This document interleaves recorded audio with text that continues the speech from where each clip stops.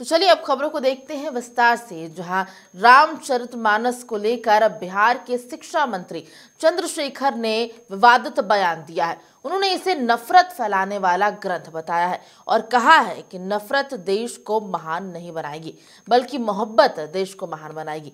दरअसल शिक्षा मंत्री नालंदा खुला विश्वविद्यालय के दीक्षांत समारोह में भाग लेने पहुंचे थे, जहां उन्होंने रामचरितमानस को समाज को बांटने वाला ग्रंथ बता दिया।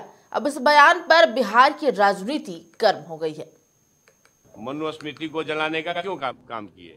इसलिए कि मनुस्मृति में एक बड़े तबका के खिलाफ 85% लोगों के खिलाफ अनेकों गालियां दी गई। रामचरितमानस का क्यों प्रतिरोध हुआ? किस अंश का प्रतिरोध हुआ? अधम जात में विद्या पाए, भयहु जथा ही दूध पिलाए। यानी अधम मतलब होता है नीच।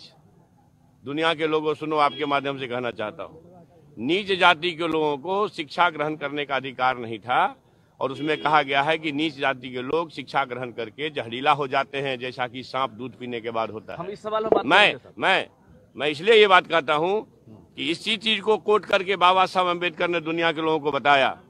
ये जो ग्रंथ हैं नफरत को बोने वाले, एक युग में मनुस्मृति, दूसरे युग में रामचरितमानस और तीसरे युग में गुरु गोवलकर का बंच ऑफ थॉट, ये दुनिया को नफरत, हमारे देश को, समाज को नफरत में बांटती है। नफरत देश को महान नहीं बनाएगा, जब भी कभी महान बनाएगा तो। अब शिक्षा मंत्री के इस बयान का मतलब हम क्या समझे, एक बार जानते हैं। हमारे ब्यूरो हेड इसके राजीव से फोन लाइन पर हमारे साथ जुड़ चुके हैं। राजीव, शिक्षा मंत्री का विवादित बयान आया, उन्होंने जो धर्म ग्रंथ है उसमें जो लिखी चीजें हैं उसे ही गलत बता दिया, क्या मतलब समझे हम इसका? नहीं, देखिए प्रभात, असल में चंद्रशेखर जो है वो बिहार के मधेपुरा जिले से रहने वाले हैं और वहीं से वो आरजेडी कोटे से विधायक भी हैं।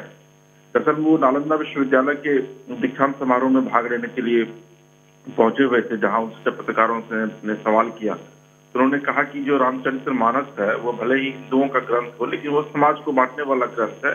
और इसके साथ साथ उन्होंने मनुस्मृति पर भी आरोप लगाया कि मनुस्मृति भी जो है वो भी समाज को बांटने वाला ग्रंथ है और मनुस्मृति में समाज के बड़े तत्वों के खिलाफ गालियां, जबकि रामचरितमानस में यह लिखा है कि नीच जाति के लोग शिक्षा लेने के बाद जो है वो जहरीले हो जाते हैं। तो निश्चित तौर पर आप ये कह सकती हैं कि एक ऐसा ये विवादित बयान है जिसको लेकर के कि बिहार में इन सिर्फ हंगामा भी शुरू हुआ है, बल्कि राष्ट्रीय स्तर पर भी निश्चित तौर पर इस मामले को लेकर के चंद्रशेखर और आरजेडी को घेरने की कोशिश करेगी भाजपा। हालांकि कल भाजपा के सम्राट चौधरी हैं, जो नेता प्रतिपक्ष है विधान परिषद में, उनकी तरफ से बयान भी आया। उन्होंने यह कहा है कि चंद्रशेखर और आरजेडी की यह संस्कृति रही है कि वह धार्मिक ग्रंथों को लेकर के वो उनका विचार जो है वो स्पष्ट नहीं रहता है और वो हिंदुओं को गाली देती है। तो कहीं ना कहीं आप यह कह सकते हैं कि चंद्रशेखर जो बिहार में शिक्षा मंत्री है, उनकी तरफ से जो कल बयान दिया गया है रामचरितमानस को लेकर के, उसके बाद से बिहार में एक बखेरा जो है वो भी शुरू हो गया है। कि प्रभाव बिल्कुल राजीव, और इस टिप्पणी के बाद बीजेपी लगातार माफी मांगने को लेकर के यहाँ पर सामने आ रही है उनकी बात कि वो माफी मांगने को कह रहे हैं, लेकिन ऐसा लगता है कि वो अपनी जो बयान उन्होंने लिया वो वापस लेंगे। नहीं, मुझे नहीं लगता है, क्योंकि देखिए आरजेडी में चंद्रशेखर जो है उनका विवाद से गहरा नाता रहा है और जब वो मंत्री बने थे उस समय से लगातार कई मामलों को लेकर के विवाद में हो रहे हैं। शिक्षा विभाग की नीतियों को लेकर के वो विभाग में रहे, विवाद में रहे। आपको याद होगा कि जब बिहार में ये शिक्षकों पर लाठियां चार्ज हुई थी तो उसके बाद जब शिक्षा मंत्री सवाल पूछा गया था, उन्होंने यह कहा था कि अगर शिक्षक हुड़दंग मचाएंगे तो पुलिस लाठियां बरसाएंगी।